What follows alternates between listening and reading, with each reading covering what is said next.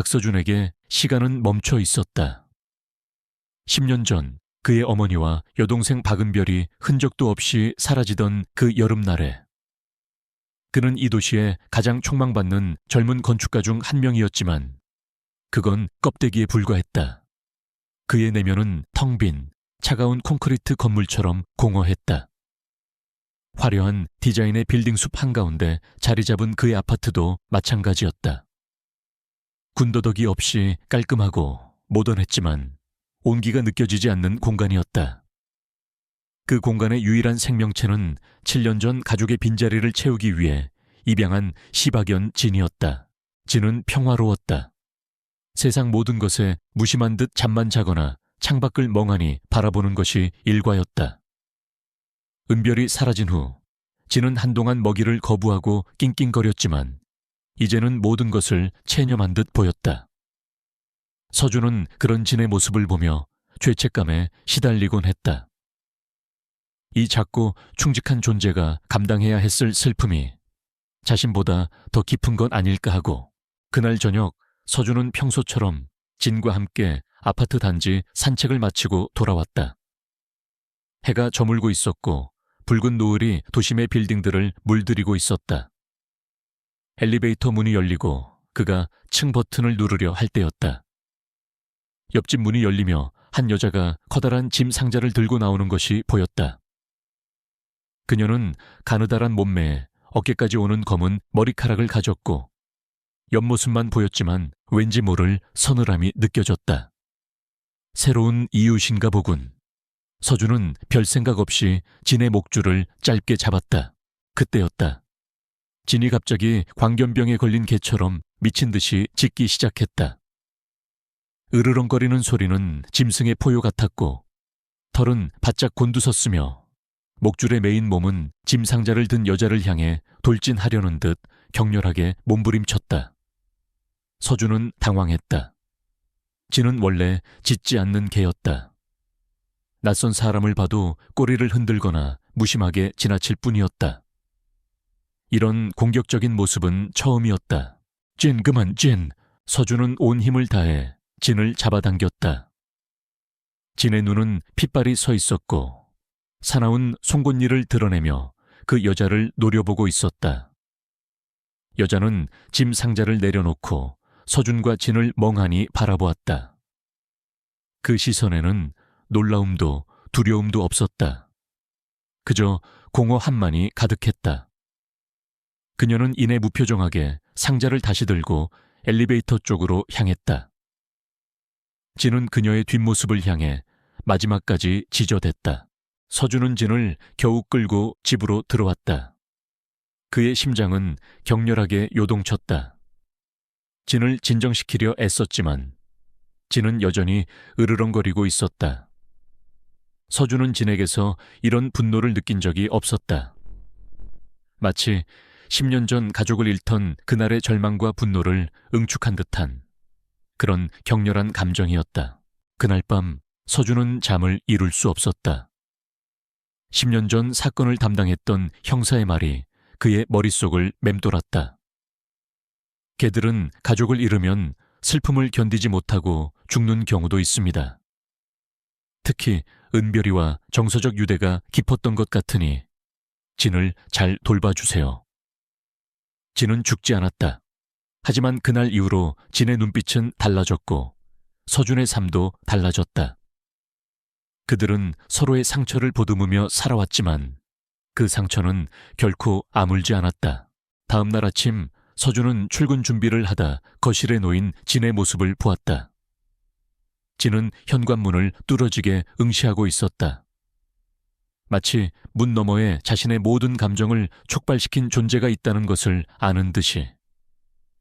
서준은 출근해야 했지만 불안한 마음을 감출 수 없었다.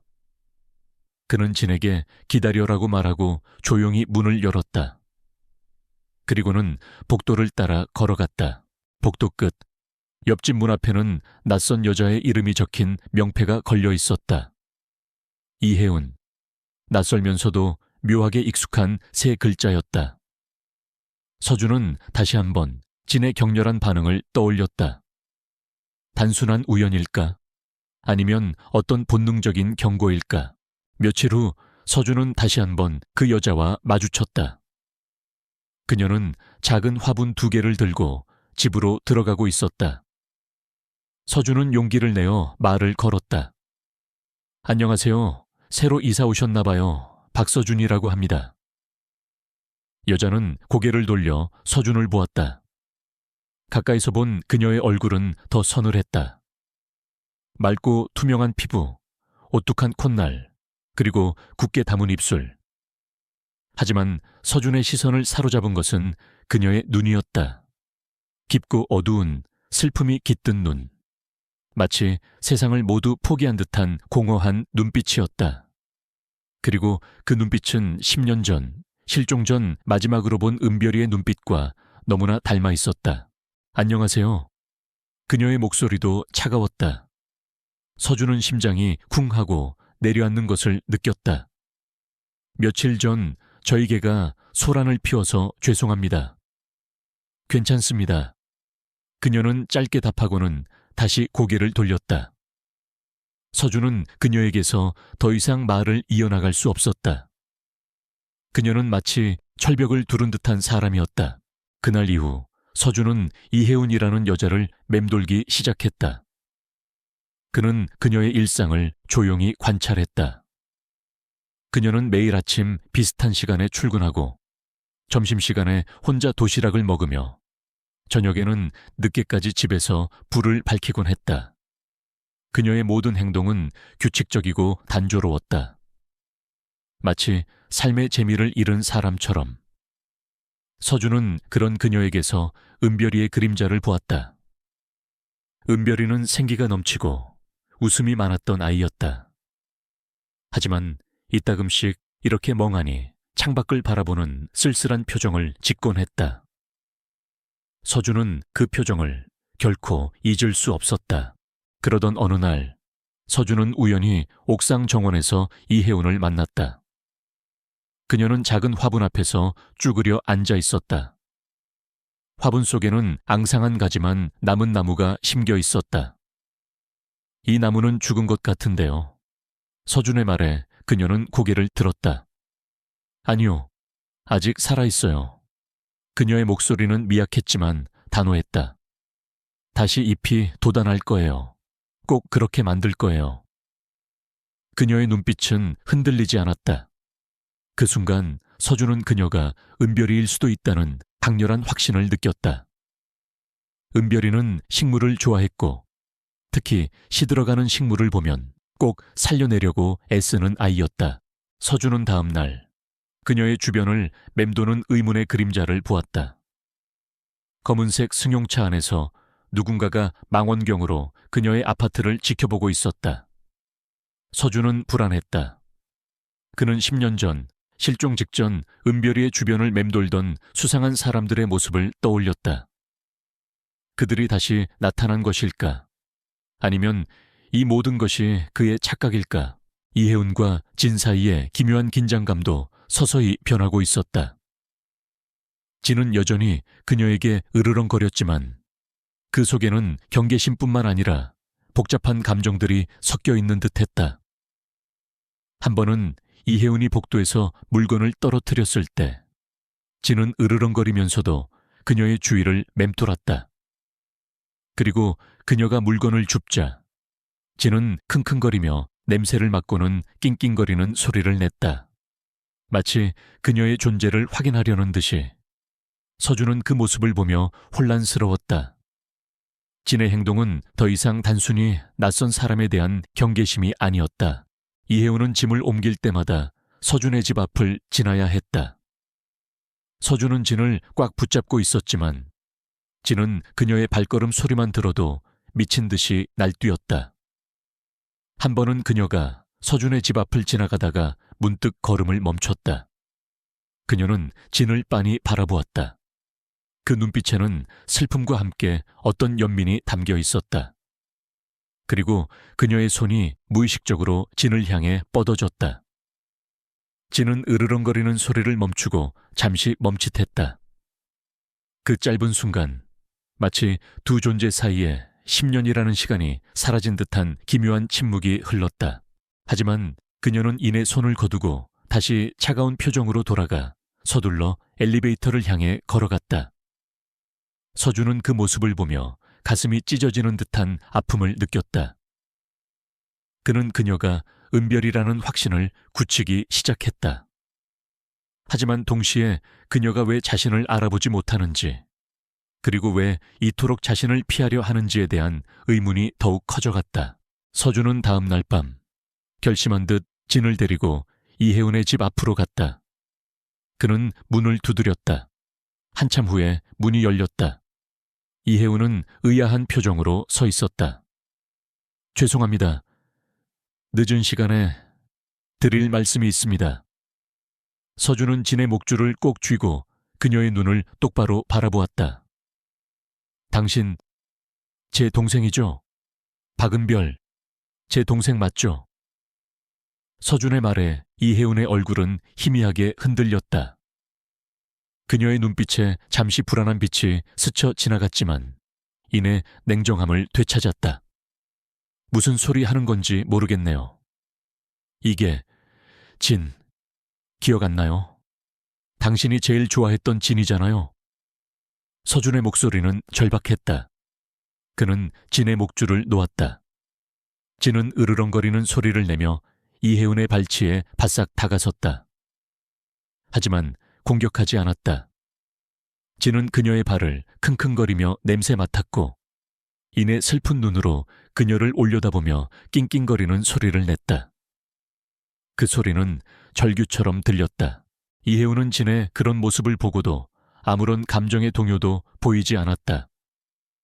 아니, 애써 외면하려는 듯 보였다. 그녀는 진의 머리 위로 손을 뻗으려다가 멈칫하고는 뒷걸음질 쳤다.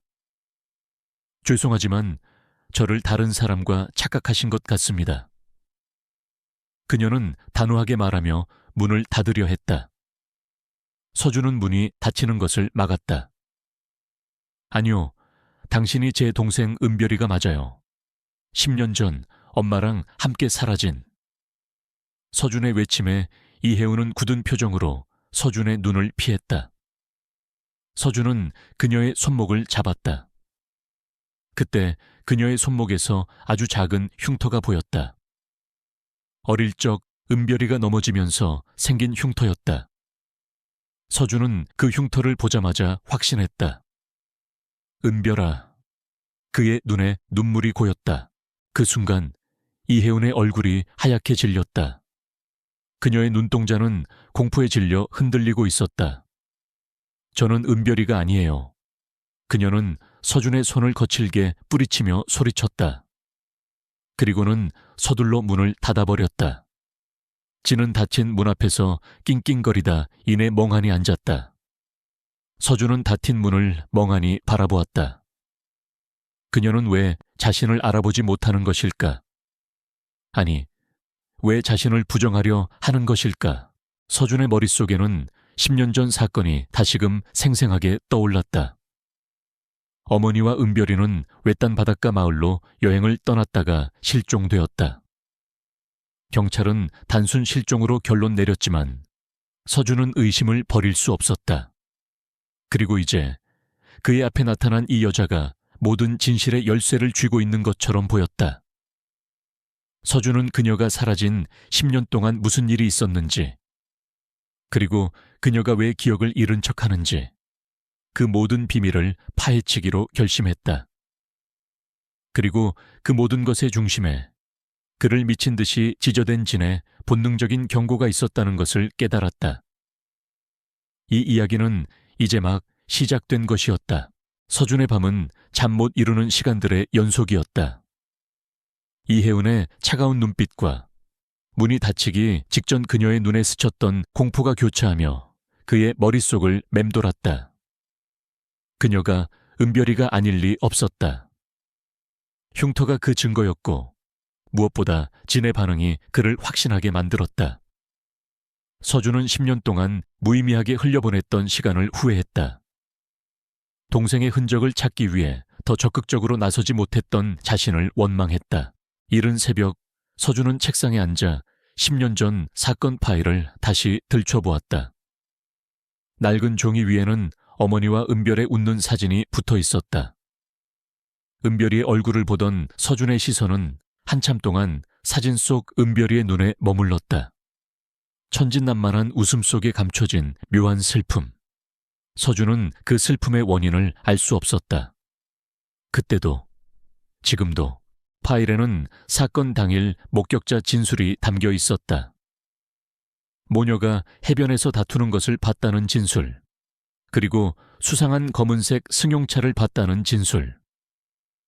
경찰은 모녀의 단순 다툼 후 우발적인 실종으로 결론 내렸지만 서준은 직감적으로 무언가 더 있었다는 것을 알았다. 그리고 그는 그 무언가가 이제 이혜운의 삶 속에 깊숙이 뿌리내리고 있음을 예감했다. 그날 오후 서준은 이혜운이 다니는 회사 근처에서 그녀를 기다렸다. 이혜운은 점심시간이 되자 홀로 회사를 나섰다. 그녀는 작은 공원 벤치에 앉아 도시락을 먹기 시작했다. 그녀의 식사는 조용하고 느렸다. 마치 맛을 느끼기보다 의무적으로 음식을 섭취하는 것 같았다. 서준은 멀리서 그녀를 바라보며 또다시 은별이의 그림자를 보았다. 은별이는 편식쟁이였고 밥을 먹을 때면 늘 투덜거렸다.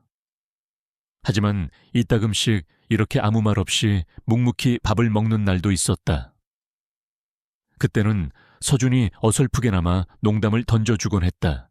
서준은 용기를 내어 그녀에게 다가갔다. 점심 혼자 드시네요. 그녀는 놀라지 않았다. 그저 무표정한 얼굴로 서준을 올려다보았다. 할 말이 있어서 왔습니다. 저와 할 이야기 없어요. 그녀는 단호하게 선을 그었다. 제가 제 동생이 아니라고 해도 궁금한 게 있어요. 혹시 김태호라는 사람을 아십니까? 서준의 말에 그녀의 젓가락이 멈칫했다. 그녀의 눈빛이 흔들렸다. 서준은 직감했다.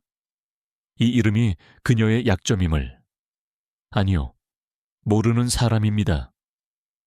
그녀는 다시 차가운 가면을 썼다. 하지만 서준은 이미 그녀의 미세한 동요를 놓치지 않았다. 그는 10년 전 우리 가족의 실종과 관련이 있을 수도 있는 사람입니다. 당시 저희 어머니 회사와 거래를 하던 기업의 대표였거든요. 서준은 그녀의 반응을 살피며 말을 이어갔다. 이혜운은 애써 외면하려는 듯 묵묵히 도시락만 먹었다. 그 사람 요즘도 당신 주변을 맴도는 것 같더군요. 검은색 승용차에서 당신을 지켜보는 것도 봤고요. 서준의 말에 그녀는 결국 도시락통을 덮었다. 괜한 오해하시는 겁니다. 저는 은별이라는 사람도 모르고 당신 가족의 실종 사건도 모릅니다. 그리고 김태호 대표님은 저를 도와주신 고마운 분이에요. 제발 저를 귀찮게 하지 마세요. 그녀의 목소리에는 미약한 떨림이 섞여 있었다.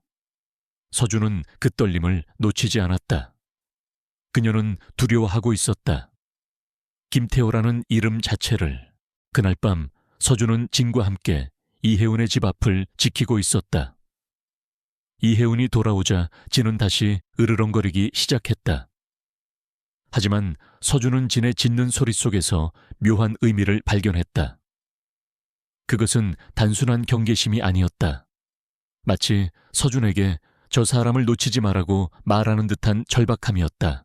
서준은 그날 이후로 이혜운을 더 집요하게 관찰했다. 그리고 그녀가 김태호라는 사람과 정기적으로 만난다는 사실을 알게 되었다.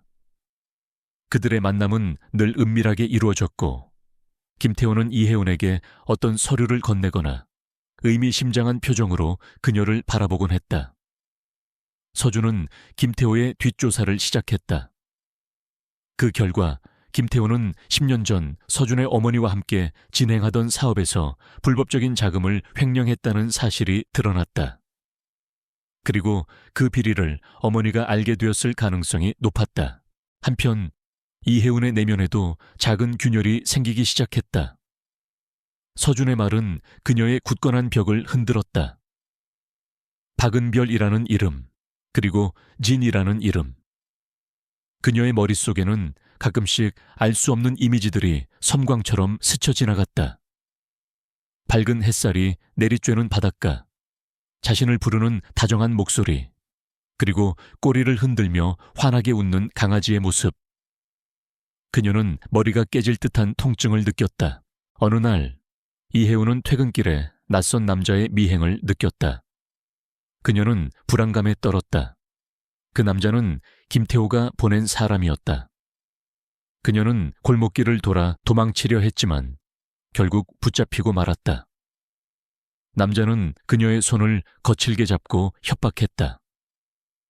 김태호 대표님, 말씀 잘 들으세요.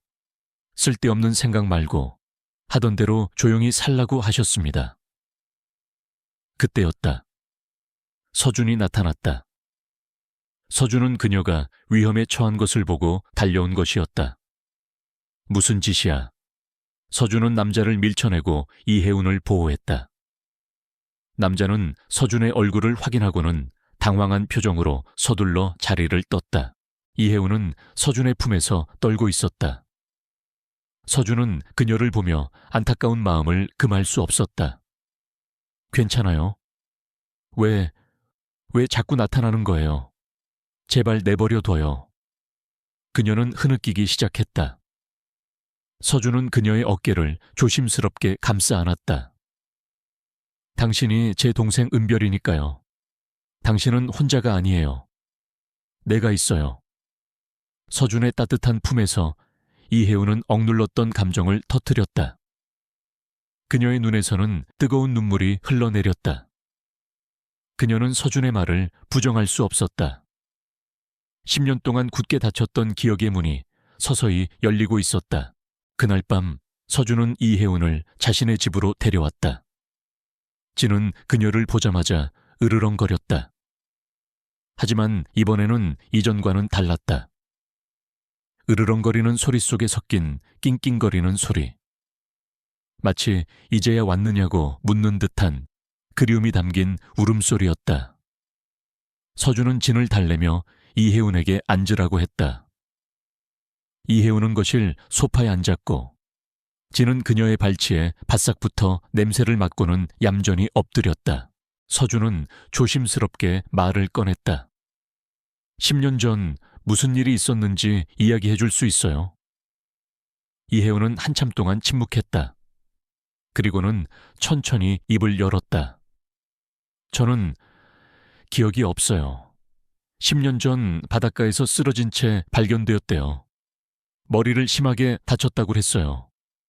김태호 대표님이 저를 입양해 주셨고 그때부터 이혜운으로 살았어요. 대표님은 저에게 과거를 잊고 새롭게 살라고 말씀하셨어요. 그게 저를 위한 길이라고. 그녀의 목소리는 갈라져 있었다. 서준은 그녀가 겪었을 고통을 짐작할 수 있었다. 그럼 그 흉터는? 서준의 물음에 그녀는 손목의 흉터를 내려다보았다. 어릴 때 넘어지면서 생긴 흉터라고 들었어요. 대표님이 말씀해 주셨어요. 그녀의 기억은 모두 김태호가 만들어낸 것이었다. 서준은 분노를 느꼈다. 김태호는 이혜운의 기억을 지우고 그녀의 삶을 조종하고 있었던 것이다. 그때 진이 이혜운의 손을 핥기 시작했다. 이혜운은 깜짝 놀라 손을 빼려 했지만 진은 그녀의 손을 놓아주지 않았다. 진은 낑낑거리며 그녀의 손에 얼굴을 비볐다. 이혜운은 진의 따뜻한 천을 느끼며 알 수 없는 감정에 휩싸였다. 낯설면서도 익숙한 이 감정은 그녀의 가슴을 먹먹하게 만들었다. 그녀의 눈에서는 다시금 눈물이 흘러내렸다. 제가 정말 은별인가요? 그녀의 물음에 서준은 고개를 끄덕였다. 네, 제 동생 은별이가 맞아요. 10년 동안 당신을 잊지 않고 기다렸어요. 서준은 그녀를 따뜻하게 안아주었다. 이혜운은 서준의 품에 안겨 어린아이처럼 울었다. 10년 동안 억눌렀던 슬픔, 외로움, 그리고 두려움이 모두 터져나왔다. 그들의 대화를 들으며 진은 소파 아래에 엎드려 얌전히 있었다. 더 이상 으르렁거리지 않았다. 이제 진에게 이혜운은 더 이상 낯선 존재가 아니었다. 10년 동안 잃어버렸던 가족이었다. 서준은 진의 그런 모습을 보며 다시금 희망을 느꼈다. 진은 그들 가족의 잃어버린 연결고리였다. 그날 밤 이혜운은 서준의 집에서 잠들었다. 서준은 그녀가 잠든 모습을 보며 복잡한 생각에 잠겼다. 그녀의 기억을 되찾아주는 것이 과연 옳은 일일까? 그녀가 잃어버린 기억 속에는 고통과 아픔이 함께 있을 텐데. 하지만 서준은 결국 결심했다. 진실은 아프더라도 그녀가 자신의 정체성을 되찾고 진정한 가족의 품으로 돌아오는 것이 그녀의 삶을 위한 길이라고. 다음 날 아침 이혜운은 서준의 품에서 잠을 깼다. 그녀는 서준의 얼굴을 보고 놀라지 않았다. 왠지 모를 익숙함과 편안함이 느껴졌다. 그녀는 서준과 함께 아침을 먹으며 10년 전 가족에 대한 이야기를 들었다. 서준은 앨범을 가져와 어머니와 은별이의 사진을 보여주었다. 이혜운은 사진 속 자신의 모습을 보며 낯설지만 어렴풋이 알 수 없는 그리움을 느꼈다. 그때 진이 다가와 그녀의 무릎에 머리를 기댔다. 이혜운은 진의 머리를 조심스럽게 쓰다듬었다. 진은 행복한 듯 눈을 감았다. 그들의 행동 하나하나가 서로에게 익숙했다. 마치 10년이라는 시간이 없었던 것처럼 서준은 이혜운이 잃어버린 기억을 되찾을 수 있도록 도와주기로 결심했다. 그는 이혜운을 데리고 10년 전 가족이 살던 집으로 향했다. 그들의 첫 번째 여행이었다. 진은 차 안에서 얌전히 앉아 있었다. 마치 그들의 여정을 알고 있는 듯이 새벽이 오기 전 서준은 이혜운의 손을 잡고 낡은 아파트 단지 앞에 서 있었다. 그들의 옛집이었다. 10년이라는 세월이 흘렀지만 모든 것이 그대로였다. 낡은 놀이터, 녹슨 그네, 그리고 은별이가 제일 좋아했던 작은 벤치. 서준은 벤치에 앉아있던 이혜운을 물끄러미 바라보았다. 그녀의 눈은 텅 비어 있었지만 왠지 모를 그리움이 서려 있었다. 여기 은별이가 제일 좋아했던 곳이야. 밥 먹기 싫을 때마다 여기 앉아서 투정 부리곤 했지. 서준의 목소리에는 과거에 대한 애틋함이 묻어 있었다. 이혜운은 아무 말 없이 고개를 숙였다. 그녀의 머릿속에는 희미한 잔상들이 섬광처럼 스쳐 지나갔다. 햇살 아래서 투정을 부리는 어린아이의 모습, 그리고 그 아이를 달래주던 엄마의 따뜻한 손길. 그 잔상들은 그녀에게 두통을 안겨주었지만 동시에 잃어버렸던 기억의 조각들이었다. 그때 진이 이혜운의 다리를 핥기 시작했다. 진은 낑낑거리며 그녀를 낡은 아파트 입구로 이끌었다. 서준은 진의 행동에 놀라며 진을 따라갔다. 진은 아파트 입구에서 멈춰 섰다. 마치 여기야라고 말하는 듯이 진의 안내로 그들은 10년 전 살던 집의 문을 열었다. 주인은 바뀌었지만 그들은 양해를 구하고 잠시 집을 둘러볼 수 있었다. 집 안은 낯설었지만 동시에 익숙한 냄새가 났다. 어머니가 즐겨 피우던 라벤더 향, 그리고 은별이의 방에 가득했던 달콤한 캔디 향. 이혜운은 서준의 방, 어머니의 방, 그리고 자신의 방을 차례로 둘러보았다. 자신의 방에 들어선 이혜운은 한참 동안 방 한가운데 멈춰 섰다. 그녀의 눈은 눈물로 가득 찼다. 그녀는 방 한가운데서 고개를 떨구고 흐느꼈다. 이게 내 방이었구나. 그녀의 입에서 억눌렀던 감정들이 터져나왔다. 서준은 그녀를 따뜻하게 안아주었다. 진은 이혜운의 다리 옆에 앉아 꼬리를 흔들었다. 집을 나온 후 서준은 이혜운과 함께 10년 전 사건이 일어난 바닷가 마을로 향했다. 그곳은 한적하고 평화로운 곳이었다. 하지만 서준에게는 아픔과 슬픔이 깃든 곳이었다. 이혜우는 해변에 서서 하염없이 바다를 바라보았다. 파도가 치는 소리, 갈매기 소리가 그녀의 굳게 닫혔던 기억의 문을 두드렸다.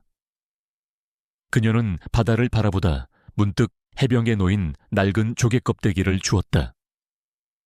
그리고 그 조개 껍데기를 자신의 귀에 가져다 대었다.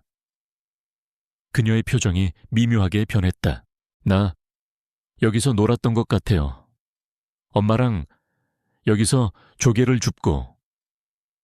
이혜은의 말에 서준은 심장이 쿵 하고 내려앉는 것을 느꼈다.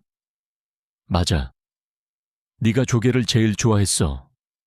엄마랑 매일 여기서 조개를 줍고 조개 껍데기로 공주 목걸이를 만들었지. 서준의 말에 이혜은은 조개 껍데기를 든 손을 펴 보였다. 그녀의 손에는 작은 모래알들이 묻어 있었다.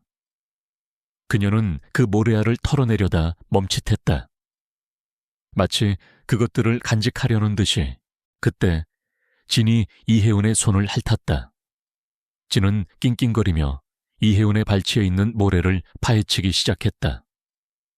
진은 무엇인가를 찾고 있는 듯했다. 진이 파헤친 곳에는 낡은 플라스틱 상자가 묻혀 있었다. 서준은 상자를 꺼내 조심스럽게 열었다. 상자 안에는 낡은 앨범과 은별이가 그린 그림들, 그리고 어머니가 남긴 편지가 들어 있었다.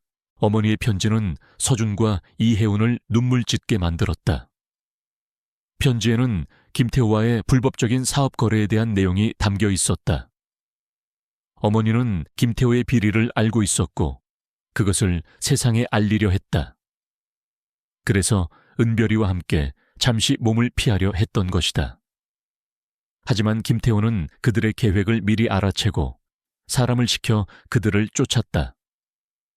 어머니는 편지에 만약 무슨 일이 생기면 이 편지를 서준이에게 꼭 전해줘. 그리고 은별이를 부탁해라고 적혀 있었다. 어머니는 이혜은의 목소리는 떨렸다. 그녀의 눈은 분노와 슬픔으로 가득 찼다. 그녀는 이제 모든 것을 기억하고 있었다. 10년 전 바닷가에서 김태호의 부하들에게 쫓기던 모습, 그리고 절벽에서 떨어지던 어머니의 모습. 그 모든 기억들이 그녀의 머릿속에 생생하게 되살아났다. 그녀는 이제 자신이 왜 이혜운으로 살아야 했는지, 그리고 왜 김태호가 자신을 보호라는 명목에 감금하고 조종했는지 알 수 있었다. 김태호는 그녀의 기억을 지우고 그녀를 조종하여 자신의 죄를 덮으려 했던 것이다. 서준은 이혜운의 어깨를 감싸 안았다. 괜찮아. 이제 모든 것이 끝났어. 우리가 진실을 밝힐 거야. 서준의 말에 이혜운은 고개를 끄덕였다. 그녀의 눈에서는 더 이상 슬픔이 아닌 복수심과 정의감이 불타오르고 있었다. 그들은 김태호의 죄를 입증할 증거를 찾기 위해 다시 도시로 돌아왔다. 진은 그들의 곁을 한시도 떠나지 않았다. 마치 그들의 여정에 동행하는 수호 천사처럼. 서준은 김태호의 회사와 관련된 모든 자료들을 꼼꼼히 조사했다. 그리고 이혜운은 김태호의 집에서 생활하며 그가 숨겨놓은 증거들을 찾아보려 했다. 이혜운은 김태호의 집에서 그의 서재에 들어가는데 성공했다. 서재에는 수많은 서류와 책들이 있었고 그중 일부는 10년 전 어머니의 회사와 관련된 자료들이었다. 이혜운은 떨리는 손으로 서류들을 뒤적였다. 그리고 그곳에서 김태호가 횡령한 자금의 증거가 담긴 낡은 USB를 발견했다. 그녀는 USB를 몰래 빼내어 자신의 주머니에 넣었다. 하지만 그녀의 행동은 김태호의 눈을 피하지 못했다. 김태호는 그녀가 서준과 만난 사실, 그리고 그녀가 기억을 되찾았다는 사실을 이미 알고 있었다. 김태호는 그녀가 USB를 훔친 것을 알자마자 그녀를 납치하여 외딴 창고에 가두었다. 김태호의 얼굴에는 악마 같은 미소가 떠올랐다. 은별아, 이제 너의 오빠도 너의 개도 널 구하러 오지 못할 거야. 10년 전처럼. 김태호의 말에 이혜우는 공포에 질려 떨었다. 하지만 그녀는 굴복하지 않았다. 그녀의 손에는 여전히 USB가 꽉 쥐어져 있었다. 그것은 그녀의 복수이자 어머니의 유언이었다. 서준은 이혜운이 사라진 것을 알고 불안에 떨었다. 그는 진과 함께 이혜운의 흔적을 쫓았다. 진은 낑낑거리며 이혜운의 냄새를 맡고 있었다. 진은 김태호의 차가 마지막으로 멈춰 섰던 곳으로 서준을 안내했다. 서준은 그곳에서 이혜운이 떨어뜨린 작은 스카프를 발견했다. 그 스카프는 은별이가 가장 아끼던 것이었다. 서준은 진의 도움으로 이혜운이 갇혀있는 창고를 찾아냈다. 창고 안에서는 김태호와 그의 부하들이 이혜운을 협박하고 있었다. 서준은 조용히 창고 안으로 들어갔다. 그의 손에는 작은 녹음기가 들려 있었다. 그는 김태호의 말 한마디를 놓치지 않고 녹음하기 시작했다.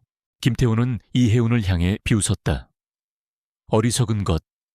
네가 쥔 그 USB는 아무 소용없어. 내가 모든 것을 조작해 놓았으니까. 그리고 너희 어머니의 실종은 너희 어머니가 스스로 자초한 일이야. 나를 배신한 대가지. 김태호의 말에 이혜운의 눈에서는 분노의 눈물이 흘렀다. 당신은 인간이 아니야. 그녀의 외침에 김태호는 그녀의 뺨을 때리려 손을 올렸다. 그때 서준이 나타났다. 멈춰. 서준의 목소리는 차갑고 단호했다. 김태호와 부하들은 서준의 등장에 놀랐다. 김태호는 애써 침착한 표정을 지으며 말했다. 어이쿠, 박서준 씨. 여기는 어떻게? 당신의 죄를 묻기 위해 왔습니다. 10년 전 우리 어머니와 동생에게 무슨 짓을 했는지 이제 모두 밝혀질 겁니다. 서준의 말에 김태호의 얼굴은 굳어졌다. 그때 진이 창고 안으로 들어왔다. 진은 으르렁거리며 김태호의 다리를 물었다. 김태호는 고통에 찬 비명을 질렀다. 진의 공격에 부하들은 당황했다. 서준은 그 틈을 타 이혜운을 구출했다. 이혜운은 서준의 품에 안겨 떨고 있었다. 서준은 녹음기를 켜고 김태호에게 물었다.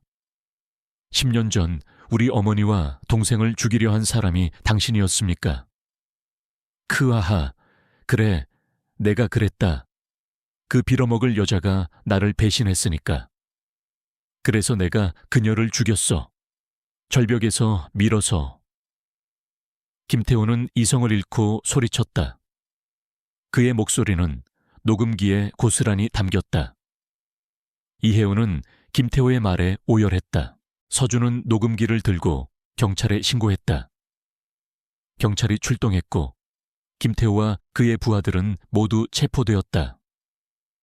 이혜운은 서준의 품에 안겨 울었다. 10년 동안 억눌렀던 슬픔, 분노, 그리고 공포가 모두 터져나왔다. 진은 그들의 발치에서 꼬리를 흔들었다.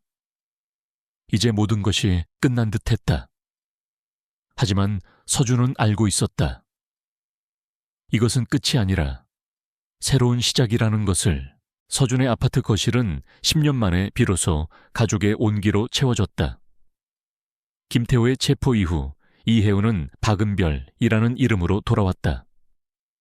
그녀의 표정은 여전히 무겁고 차가웠지만 서준과 진의 눈빛을 마주할 때마다 아주 희미한 미소를 띠곤 했다. 그 미소는 서준에게는 세상 무엇과도 바꿀 수 없는 소중한 것이었다. 진은 더 이상 으르렁거리지 않았다. 대신 은별의 곁을 그림자처럼 따라다니며 그녀가 앉아있을 땐 발치에 몸을 기대고 걸을 땐 꼬리를 흔들며 앞장섰다. 진의 눈빛은 10년 전 그 여름날의 빛을 되찾은 듯 반짝였다. 하지만 은별의 마음속에는 아직 아물지 않은 상처가 깊게 자리하고 있었다. 어머니의 마지막 모습, 절벽 아래로 떨어지던 그 순간의 비명, 그리고 자신의 기억을 조작하며 차갑게 웃던 김태호의 얼굴이 밤마다 그녀를 찾아와 악몽을 꾸게 했다. 그녀는 악몽에서 깨어날 때마다 몸을 떨었고 서준은 그런 그녀를 따뜻하게 안아주며 괜찮다고 속삭였다. 괜찮아, 은별아. 이제 내가 옆에 있잖아.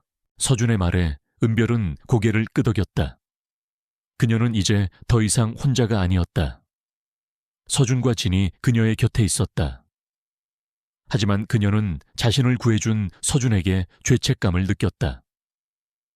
10년 동안 자신을 잊지 않고 기다려준 오빠에게 아무것도 기억하지 못하고 엉뚱한 사람의 이름으로 살았던 자신이 미안했다. 서준은 은별의 그런 마음을 눈치챘다. 그는 은별에게 말했다. 네가 잘못한 건 아무것도 없어. 모든 건 다 그놈의 짓이야. 너는 살아 돌아와 준 것만으로도 내게는 가장 큰 선물이야. 은별은 서준의 말에 눈물을 흘렸다. 그녀는 서준의 품에 안겨 어린아이처럼 울었다. 서준은 10년 동안 자신이 느끼지 못했던 가족의 따뜻함을 다시금 느꼈다. 다음 날, 서준은 은별과 함께 김태호의 재판에 증인으로 출석했다. 김태호는 교활하게 변호사를 고용하여 자신의 죄를 부인하려 했다. 하지만 서준이 녹음한 김태호의 자백 파일과 은별이 힘들게 기억해낸 어머니의 비리 장부의 행방에 대한 증언이 결정적인 증거가 되었다. 김태호는 결국 자신의 죄를 인정하고 법정에서 무기징역을 선고받았다. 김태호는 마지막까지 은별을 향해 이글거리는 증오의 눈빛을 보냈지만 은별은 더 이상 두려워하지 않았다.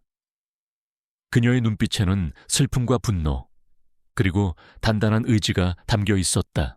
재판이 끝난 후 서준과 은별은 어머니의 묘지를 찾아갔다. 10년 만에 어머니의 묘지에 다시 찾아온 은별은 어머니의 묘비 앞에서 한참 동안 아무 말 없이 서 있었다. 그녀의 눈에서는 뜨거운 눈물이 흘러내렸다. 그녀는 어머니의 묘비에 조심스럽게 손을 얹고 말했다.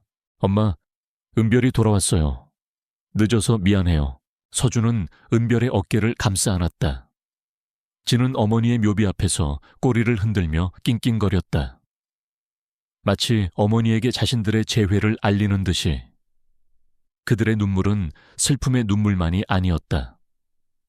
10년 동안 억눌렸던 그리움과 이제야 진실을 밝혀낸 것에 대한 안도감의 눈물이었다. 어머니의 묘지를 떠난 후 서준은 은별에게 말했다. 우리 이제 새로운 시작을 하자. 엄마가 가장 좋아했던 집을 다시 짓자. 서준은 은별과 함께 어머니가 남긴 유언에 따라 낡은 집을 허물고 그 자리에 새로운 집을 짓기 시작했다. 그들의 새로운 집은 화려하고 웅장하지 않았다. 따뜻하고 아늑하며 가족의 온기가 느껴지는 집이었다. 은별은 서준과 함께 집을 짓는 과정에 적극적으로 참여했다. 그녀는 서준과 함께 벽돌을 쌓고 페인트를 칠하며 과거의 아픔을 치유해 나갔다. 그들의 집 짓는 과정은 순탄치 않았다. 과거의 잔재들이 그들을 괴롭혔다. 김태호와 연관된 사람들이 나타나 그들을 협박하거나 방해했다. 하지만 서준과 은별은 서로를 의지하며 그 모든 어려움을 이겨냈다. 진은 그들의 든든한 수호자였다. 진은 낯선 사람들이 나타나면 으르렁거리며 그들을 쫓아냈다. 진의 행동은 더 이상 분노의 표현이 아니었다. 가족을 지키려는 충직한 본능이었다. 어느 날 은별은 서준에게 물었다. 오빠는 내가 10년 동안 이혜은으로 살았다는 사실이 싫지 않아. 서준은 은별의 머리를 쓰다듬으며 말했다. 아니, 전혀. 네가 어떤 모습으로 살았든 너는 내 동생 박은별이야. 중요한 건 네가 이제 돌아왔다는 거야. 서준의 말에 은별의 눈에서는 다시 눈물이 흘러내렸다. 그녀는 서준의 품에 안겨 울었다. 그녀는 이제야 자신이 진정으로 사랑받고 있음을 느꼈다. 시간이 흘러 그들의 집은 거의 완성되었다. 그들의 집은 따뜻한 햇살이 가득한 아름다운 집이었다. 은별은 그 집의 정원에 어머니가 가장 좋아했던 라벤더를 심었다. 라벤더 향이 집 안에 가득 퍼졌다. 그 향은 은별에게 어머니의 따뜻한 품을 떠올리게 했다. 그들의 집들이 날 서준과 은별은 가족과 친구들을 초대하여 함께 식사를 했다. 진은 손님들 사이를 오가며 꼬리를 흔들었다. 손님들은 진의 밝고 활기찬 모습에 놀랐다. 진은 이제 더 이상 10년 전의 슬픔에 잠겨있는 개가 아니었다. 가족의 사랑을 듬뿍 받는 행복한 개였다. 그날 밤 서준은 은별과 함께 거실에 앉아 있었다. 그들은 진과 함께 벽난로의 불꽃을 바라보았다. 불꽃은 따뜻하고 부드러웠다. 그들의 모습은 마치 10년 전 가족이 모두 함께 모여 앉아있던 그날처럼 평화로워 보였다. 오빠, 고마워. 은별의 목소리는 조용했지만 진심이 담겨 있었다. 무엇이? 나를 포기하지 않고 찾아줘서, 그리고 다시 가족을 만들어줘서. 은별의 말에 서준은 그녀의 손을 잡았다. 그의 손은 따뜻하고 든든했다. 가족은 절대 포기하는 게 아니야. 그리고 우리는 영원히 가족이야. 서준의 말에 은별은 환하게 웃었다. 그 웃음은 10년 전, 그녀가 사라지기 전에 그 순수하고 아름다운 웃음이었다. 서준은 그 웃음을 보며 10년 동안 굳게 닫혔던 자신의 마음의 문이 활짝 열렸음을 느꼈다. 그들의 이야기는 이제 끝난 것이 아니었다. 이제 막 시작된 새로운 가족의 이야기였다. 진은 그들의 발치에서 깊은 잠에 빠졌다. 진의 꿈속에서는 어머니와 은별이가 함께 뛰놀고 있었다. 김태호의 몰락 이후 서준과 은별의 삶은 평화로워진 듯 보였다. 하지만 은별은 여전히 밤마다 악몽에 시달렸다. 그녀는 잠든 어머니의 손을 잡고 바닷가로 향하던 그날의 기억을 떨쳐낼 수 없었다. 어머니는 그녀에게 은별아, 엄마랑 재미있는 놀이하자. 누가 먼저 저 산꼭대기에 도착하나 내기하는 거야 라고 말하며 그녀를 재촉했다. 그때 그녀는 어머니의 눈빛에서 슬픔과 두려움을 보았다. 그리고 그들의 뒤를 쫓던 김태호의 부하들의 모습. 그 모든 기억들은 그녀에게 고통스러운 트라우마로 남아있었다. 서준은 은별을 위해 정신과 치료를 권했다. 은별은 서준의 권유에 따라 상담을 받기 시작했다. 상담을 통해 그녀는 자신의 트라우마와 직면할 수 있는 용기를 얻었다. 그녀는 상담색에 10년 전 바닷가에서 있었던 모든 일을 털어놓았다. 어머니의 마지막 비명, 그리고 김태호가 자신을 발견하고 그녀의 기억을 지우려 했던 모든 일들을. 그 사람, 김태호가 저를 발견했을 때 저에게 이렇게 말했어요. 이제부터 너는 박은별이 아니라 이혜운이야. 너의 과거는 모두 잊어버리고 새로운 삶을 살아. 은별의 목소리는 떨렸다. 그녀는 김태호가 자신을 이혜운으로 만들고 그녀의 삶을 조종했던 모든 순간들을 떠올렸다. 김태호는 그녀에게 새로운 이름과 새로운 삶을 부여했지만 그것은 그녀를 감옥에 가두는 것과 다름없었다. 상담을 마치고 돌아온 은별은 서준에게 말했다. 오빠, 나 엄마가 마지막으로 남긴 흔적을 찾고 싶어. 서준은 은별의 말에 동의했다. 그는 은별과 함께 다시 바닷가 마을로 향했다. 진은 그들의 발치에서 꼬리를 흔들었다. 이번에는 슬픔이나 분노가 아닌 희망과 기대가 가득한 눈빛이었다. 그들은 10년 전 어머니가 은별과 함께 잠시 머물렀던 작은 펜션에 도착했다. 펜션 주인은 10년 전 사건을 기억하고 있었다. 그는 서준과 은별에게 어머니가 남기고 간 짐이 있다고 말했다. 서준과 은별은 펜션 주인에게서 어머니가 남기고 간 작은 상자를 건네받았다. 상자 안에는 어머니가 은별에게 선물했던 작은 목걸이와 어머니가 쓴 일기장이 들어있었다. 어머니의 일기장에는 김태호와의 사업 관계, 그리고 김태호의 비리에 대한 내용이 상세하게 적혀 있었다. 어머니는 김태호의 비리를 세상에 알리려 했고, 김태호는 그것을 막기 위해 그녀를 해치려 했다. 어머니는 일기장에 이렇게 적어 놓았다.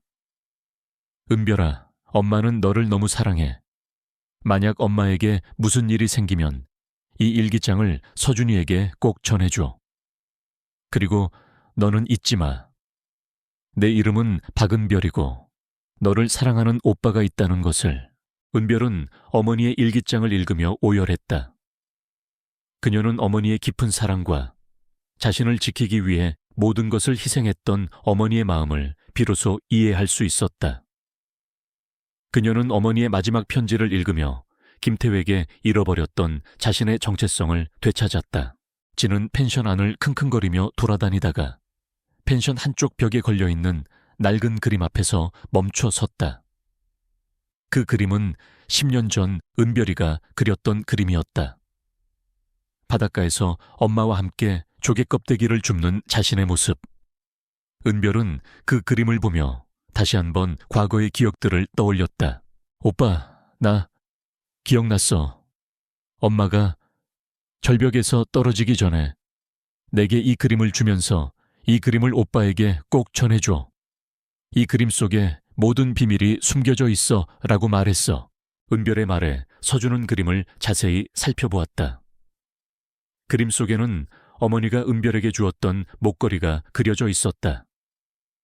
그리고 목걸이 아래에는 아주 작은 글씨로 김태호 비리장부 이중 서랍이라고 적혀 있었다. 서준은 그 글씨를 보자마자 김태호의 집으로 달려갔다. 김태호의 집은 이미 경찰에 통제해 있었다. 서준은 경찰에게 그림 속 비밀을 말하고 서랍을 열 수 있게 해달라고 요청했다. 경찰은 서준의 말을 믿지 않았다. 하지만 은별의 간절한 눈빛과 진의 낑낑거리는 소리에 결국 서랍을 열어주었다. 서랍 안에는 아무것도 없었다. 서준은 실망했다. 하지만 진은 서랍 안을 킁킁거리며 냄새 맡았고 서랍의 아래쪽을 발로 긁었다. 서준은 진의 행동을 보고 서랍 아래쪽에 숨겨진 이중 서랍을 발견했다. 이중 서랍 안에는 어머니가 남긴 비리 장부와 김태우와 관련된 모든 불법적인 증거들이 담겨 있었다. 서준은 비리 장부를 들고 경찰서로 향했다. 경찰은 비리 장부를 보고 놀랐다. 장부 속에는 김태호가 지난 10년간 저지른 모든 죄들이 상세하게 기록되어 있었다. 횡령, 배임, 살인교사, 그리고 이혜운의 기억 조작까지. 모든 죄들이 밝혀지는 순간이었다. 김태호는 경찰서에서 비리 장부를 보고 절규했다. 아니야, 그럴 리가 없어. 내가 모두 없앴는데 누가 이걸 찾은 거야. 김태호의 절규에 서준은 차갑게 말했다. 우리 엄마가 그리고 우리 동생이 찾았습니다. 당신은 절대 이길 수 없는 싸움을 한 겁니다. 김태호는 결국 자신의 죄를 모두 자백했다. 은별은 김태호의 자백을 듣고도 아무 말 없이 서 있었다. 그녀의 눈에서는 눈물이 흐르지 않았다. 그녀는 이제 더 이상 김태름에게 끌려다니는 나약한 이혜운이 아니었다. 그녀는 진실을 밝혀내고 자신의 정체성을 되찾은 강인한 박은별이었다. 사건은 종결되었다. 서준과 은별은 어머니의 묘지 앞에서 다시 만났다. 그들은 어머니의 묘비에 꽃을 바치고 어머니에게 모든 것을 이야기했다. 어머니의 묘지 앞에서 그들은 서로를 바라보며 미소를 지었다. 이제 그들은 진정으로 행복해질 수 있었다. 진은 그들의 발치에 앉아 꼬리를 흔들었다. 진은 이제 더 이상 으르렁거리지 않았다. 진의 눈빛은 따뜻하고 부드러웠다. 진의 눈빛에는 서준과 은별, 그리고 어머니를 향한 깊은 사랑이 담겨 있었다. 진은 그들의 가족이었다. 서준은 은별의 손을 잡고 집으로 향했다. 그들의 발걸음은 가벼웠다. 그들의 집은 따뜻한 빛으로 가득 차 있었다. 그들은 이제 더 이상 과거의 그림자에 갇혀 있지 않았다. 그들은 함께 미래를 향해 나아갈 수 있었다. 새로운 집의 마당에는 은별이가 직접 심은 라벤더가 만개했다. 보랏빛 꽃잎들이 바람에 흔들릴 때마다 달콤하고 평화로운 향기가 온 집안을 감쌌다. 은별이는 낡은 집이 허물어지던 자리에 새로 지어진 따뜻한 햇살이 가득한 거실에 앉아 라벤더 향을 맡으며 미소 지었다. 그녀의 표정은 이제 더 이상 차갑지 않았다. 지난 10년간 굳게 닫혔던 마음의 문이 활짝 열린 듯 생기가 넘쳐 흘렀다.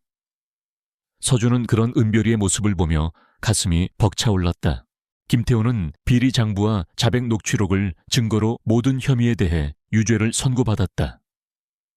은별은 그가 무기징역을 선고받았다는 소식을 들었지만 아무런 감흥도 느끼지 못했다.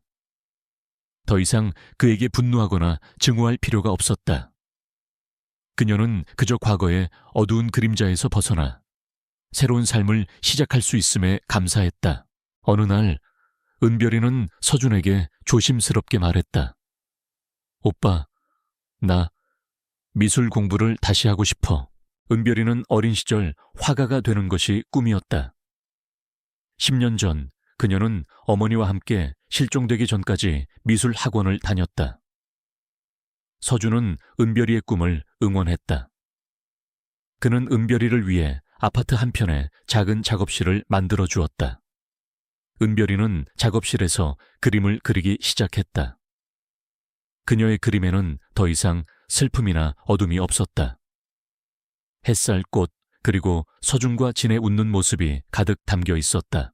서준은 은별이의 그림을 보며 과거의 상처가 치유되고 있음을 느꼈다. 은별이는 그림을 통해 자신의 내면을 표현하고 과거의 아픔을 극복해 나갔다. 진은 은별이가 그림을 그리는 동안 그녀의 발치에 얌전히 앉아 있었다. 마치 그녀의 그림을 감상하는 듯이 진은 은별이의 예술적 동반자가 되어 주었다. 은별이는 서준에게 고마움을 표했다. 오빠 덕분에 내가 다시 그림을 그릴 수 있게 됐어. 고마워. 서준은 은별이의 손을 잡으며 말했다. 아니, 네가 잘하고 있는 거야.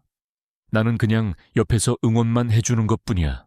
서준의 말에 은별이는 환하게 웃었다. 그녀의 웃음은 라벤더 향기처럼 달콤하고 따뜻했다. 그들의 새로운 집은 이웃들에게도 좋은 영향을 주었다. 예전부터 이 아파트에 살던 사람들은 서준과 은별의 밝은 모습에 놀라워했다. 그들은 10년 전 사건을 기억하고 있었고 서준의 아픈 과거를 알고 있었다. 하지만 이제 서준의 얼굴에는 그늘이 사라졌고 그의 집에는 늘 웃음소리가 끊이지 않았다. 이웃들은 서준과 은별에게 따뜻한 관심을 보였다. 그들은 그들에게 작은 화분을 선물하거나 맛있는 음식을 만들어 주었다. 서준과 은별은 이웃들의 따뜻한 마음에 감사했다. 그들은 이제 더 이상 고립된 존재가 아니었다. 어느 날 서준은 이웃들과 함께 아파트 단지 청소를 했다. 청소를 하던 중 서준은 이혜운의 집 앞을 지나게 되었다. 이제 이혜운이라는 이름은 사라지고 박은별이라는 이름이 새겨진 명패가 걸려 있었다. 서준은 명패를 보며 묘한 감정에 휩싸였다. 10년 전 이혜운으로 살았던 은별이의 모습이 떠올랐다. 그녀는 차갑고 외롭고 슬퍼 보였다. 하지만 이제 그녀는 밝고 행복하고 사랑받는 존재가 되었다. 서준은 은별이의 변화에 감사했다. 그날 밤 서준은 은별과 함께 거실에 앉아 과거의 이야기를 나누었다. 서준은 은별에게 10년 전 그녀가 사라진 후 진이 얼마나 힘들어했는지 이야기해 주었다. 진은 밥을 먹지 않고 하루 종일 그녀를 찾아 헤맸다고. 은별이는 진의 이야기를 듣고 눈물을 흘렸다. 그녀는 진에게 미안하고 고마웠다. 진, 미안해. 내가 너를 잊어버려서. 은별이의 말에 진은 그녀의 얼굴을 핥았다. 진의 눈에는 사랑과 용서가 가득했다. 진은 이제 더 이상 과거를 원망하지 않았다. 그들에게는 새로운 현재가 있었고 함께 만들어갈 미래가 있었다. 서준은 은별에게 물었다. 은별아, 이제 너의 진짜 삶을 시작할 수 있겠니? 은별이는 서준의 눈을 바라보며 고개를 끄덕였다. 응, 오빠 덕분에 나 이제 진짜 나로 살 수 있을 것 같아. 고마워. 오빠. 은별이의 말에 서준은 행복했다. 그는 은별이가 자신의 삶을 되찾고 행복해하는 모습을 보는 것만으로도 충분했다. 그는 은별이가 앞으로도 계속 행복하기를 바랐다. 그들의 이야기는 이제 막 시작되었다. 그들은 잃어버렸던 가족을 되찾았고 잃어버렸던 자신의 삶을 되찾았다. 그들은 서로를 의지하며 함께 새로운 미래를 향해 나아갈 것이다.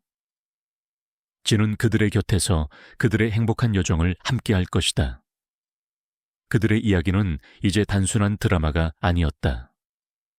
그것은 진정한 가족의 사랑과 희망 그리고 치유에 대한 이야기였다. 마지막으로 서준은 은별이에게 작은 선물을 건넸다.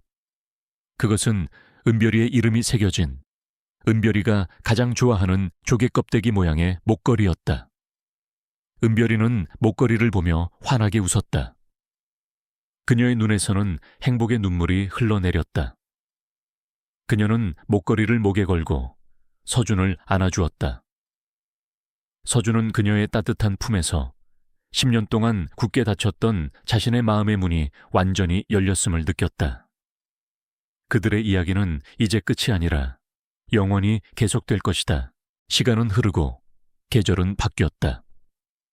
서준과 은별의 새로운 집에는 언제나 따뜻한 햇살과 라벤더 향기가 가득했다.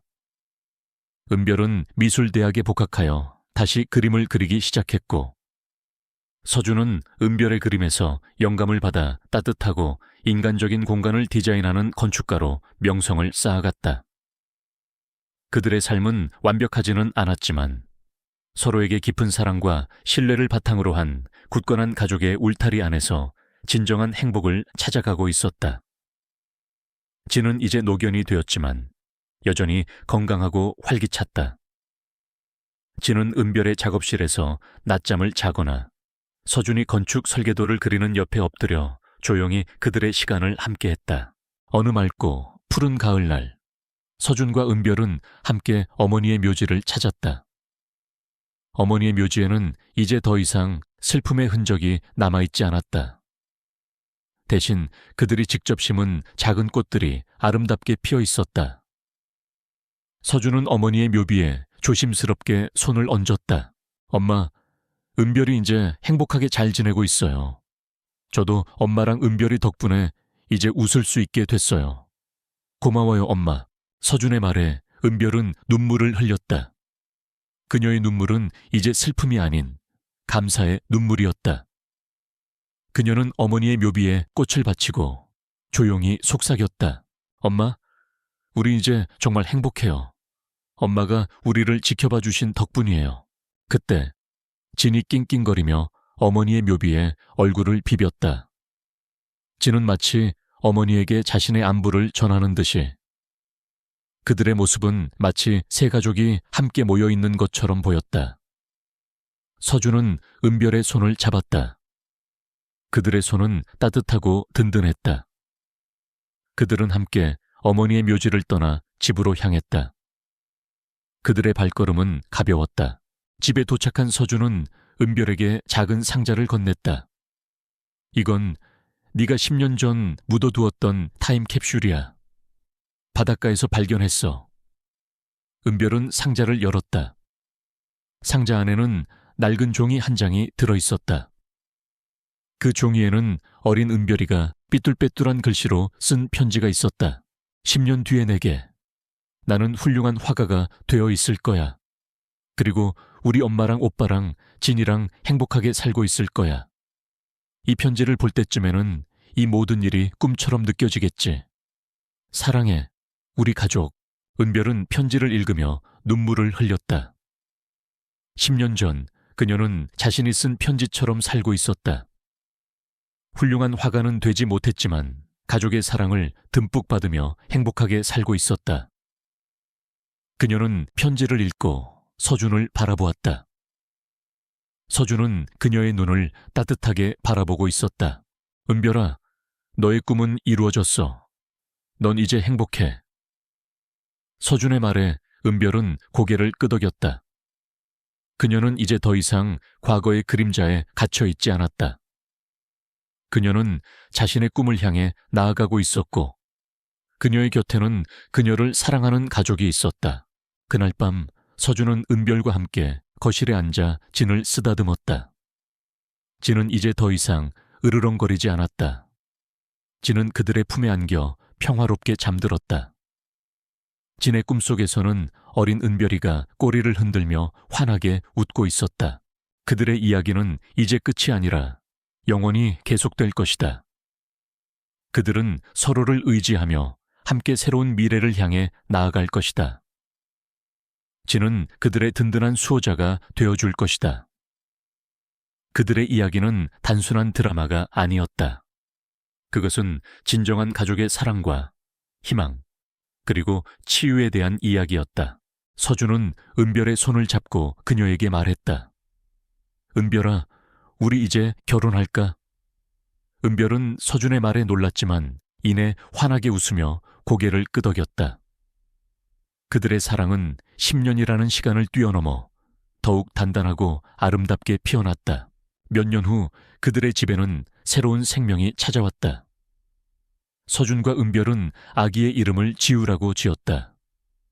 지우라는 이름은 지워지지 않는 사랑이라는 뜻이었다. 그들의 아기는 진을 닮아 밝고 건강하게 자랐다. 진은 아기의 든든한 보디가드가 되어주었다. 그들의 집은 늘 웃음소리로 가득했다. 서준과 은별은 아기와 함께 진과 뛰어놀았다. 그들의 모습은 마치 10년 전 어머니와 은별이 그리고 진이 함께 뛰놀던 그날처럼 행복했다. 그들의 이야기는 이제 완벽한 해피엔딩을 맞이했다.